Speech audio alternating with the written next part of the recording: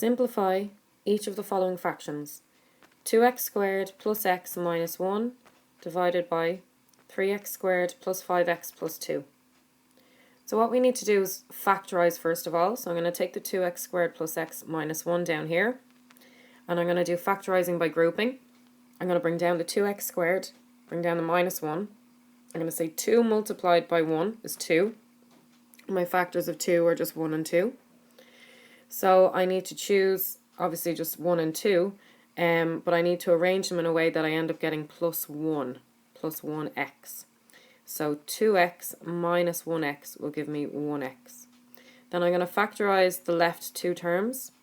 So 2x goes into 2x squared, leaving us with x, and 2x goes into 2x once. And then I'm going to factorize the right two terms. So minus 1 goes into minus 1x, leaving us with x, and minus 1 goes into minus 1 once. I notice that I have x plus 1 inside both brackets, so that's going to be one of my factors. And then I bring down the 2x and the minus 1, and that's my other factor. So then I'm going to bring the 2x minus 1 times x plus 1 up here, and that's going to be my new numerator. Now I need to factorize the bottom line, 3x squared plus 5x plus 2. So I have it over here. I'm going to bring down the 3x squared, bring down the plus 2. 3 multiplied by 2 is 6. The factors of 6 are 1 and 6, 2 and 3. I need to choose one of these factor pairs so that together, when I add them, they give me 5x. So I'm going to go with 3 and 2. So 3x plus 2x gives me 5x. I'm going to factorize the left two terms. 3x into 3x squared leaves me with x. 3x into 3x goes once. I'm going to factorize the right two terms. 2 into 2x leaves me with x. 2 into 2 goes once. I notice that I have x plus 1 inside both brackets, so that's one of my factors. Then I bring down the 3x and the plus 2, and that's my other factor. And then I bring the 3x plus 2 multiplied by x plus 1 up here as my new denominator. Now I notice that I have x plus 1 as common to both, so I can cancel those out. So 2x minus 1 is my numerator, and 3x plus 2 is my denominator, and this is my final answer. I can't simplify anymore. Write each of the following fractions as a single fraction in its simplest form. X squared minus 1 over 2x plus 6 multiplied by 3x plus 9 over x squared minus 3x plus 2. Well, what I can do is either multiply out the top and the bottom and then factorize, or factorize first and then multiply out the top and the bottom. Much easier just to factorize first so we can cancel some things out. So if I factorize x squared minus 1, I'm using the difference of two squares. So I'm going to square root the x squared and get x, so that goes in the front of each bracket. I have a minus here, so I have a plus and a minus in each bracket, and the square root of 1 is going to be 1. So these are my factors of x squared minus 1. I'm going to factorize 2x plus 6, taking out 2 as the HCF, the highest common factor. 2 into 2x leaves me with x, 2 into 6 leaves me with 3. Now I'm going to factorize 3x plus 9. 3 is my HCF. 3 into 3x leaves me with x. 3 into 9 goes 3 times. Now I'm going to factorize x squared minus 3x plus 2. I'm going to use quadratic factorization. So first of all, I know I've got two sets of brackets with an x in the front of each because I've got x squared here and I have a quadratic trinomial. Then what I do is I have a look and I see what are the factors of 2. Well, it's just going to be 2 by 1, so they're definitely my factors. This is a positive sign, which means that these signs are the same. And this is a minus, so they're both minus. So it's going to be x minus 2 and x minus 1. Now I notice that I have some common factors above and below. So I have a x plus 3 as in the numerator and an x plus 3 in the denominator, so they can cancel out. I have an x minus 1 in this numerator and an x minus 1 in this denominator, so they can cancel out as well. So I take down the x plus 1 here. I bring down the 2, I bring down the 3, and I bring down the x minus 2.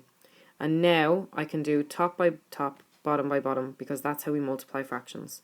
So top by top, x plus 1 by 3 can just be left as 3 times x plus 1. And 2 by x minus 2 can just be left as 2 times x minus 2. I could have multiplied it out, but in its simplest terms, which is what we're looking for, the factorized version would be its simplest form. So now we have 3x plus 9 over x squared plus 2x minus 8 multiplied by x minus 2 over x squared plus 4x plus 3. So again, I'm going to factorize wherever I can, see what I can simplify, what I can cancel out, and then I'm going to do top by top, bottom by bottom. So 3x plus 9, the HCF, the highest common factor, will be 3. 3 into 3x leaves us with x. 3 into 9 goes 3 times. Now I'm going to factorize x squared plus 2x minus 8 using quadratic factorization. So I have a quadratic trinomial, so I know I'm going to have two sets of brackets. This is an x squared, so I have an x in the front of each. The factors of 8 that will add or subtract together to give me 2 are going to be 4 and 2. This is a minus, which tells me that these are different signs. So in order to get plus 2, I'm going to have positive 4 minus 2. 4 minus 2 gives me 2, and 4 multiplied by 2 gives me 8. So I have x plus 4 times x minus 2. Now x minus 2 can't be factorized, that just stays as it is, but I can factorize x squared plus 4x plus 3, again using quadratic factorization. I have a quadratic trinomial, so I've got two sets of brackets. This is an x squared, so I have an x in the front of both. This is 3, the factors of 3 are just going to be 1 and 3. This is plus sign, so I know that these signs are the same, and this is a plus sign, so I know they're both positive. So I'm going to go with 3 and 1, and 3 plus 1 adds together to give me 4. So my factors of x squared plus 4x plus 3 are x plus 3 times x plus 1. Now I start to have a look and see is there anything I can cancel out. Well, I have x plus 3 in the numerator and x plus 3 in this denominator, so they cancel. And I have x minus 2 in this numerator and x minus 2 in this denominator, so they cancel. So I bring down the 3, the x plus 4. This is just going to simplify to 1. That's very important. It doesn't become 0, it becomes 1. And then I bring down the x plus 1. Now I do top by top, bottom by bottom. 3 by 1 is just going to be 3. And x plus 4 times x plus 1, I can just stick them together with brackets around it. So my answer is 3 over x plus 4 times x plus 1. Okay, so now we have x squared minus x minus 2 over x squared plus 3x plus 2 multiplied by 7x plus 7. So again, we're going to factorize where possible, but the first thing I'm going to do is change my 7x plus 7 to be 7x plus 7 over 1. Because we want fractions on the left-hand side and the right-hand side so that we can do top by top, bottom by bottom. Okay, so I'm going to factorize x squared minus x plus 2. I'm going to get x plus 1 times x minus 2. I'm going to factorize x squared plus 3x plus 2. I'm going to get x plus 1 times x plus 2. And factorizing 7x plus 7, I take out the 7, which is the highest common factor, and I get 7 times x plus 1, and all of this is over 1. Now I can start to cancel out. I notice I have an x plus 1 here and an x plus 1 here, so they can cancel. I do have an x plus 1 over here, but I cannot cancel this out because I can only cancel out one of each.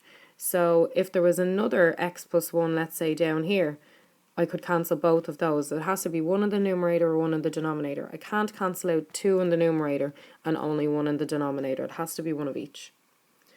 So this x plus 1 and this x plus 1 cancels, and we don't have one to match up with this one, so it does not cancel.